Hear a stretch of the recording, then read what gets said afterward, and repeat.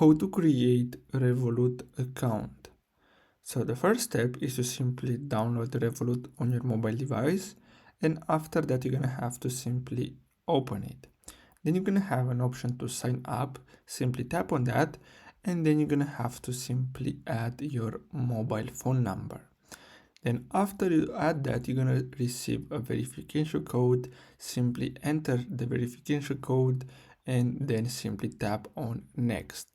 Then you're gonna have to add some personal information, and after you add your information, you're gonna have to choose a plan. So you can go with the free one. It works perfectly, so you can receive, send, you can withdraw money, you can start trading cryptocurrencies, stocks, and much more.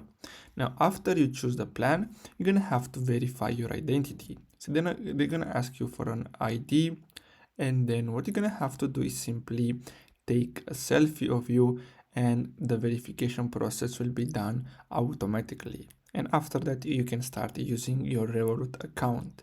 So basically, that's all you have to do. Thanks for watching.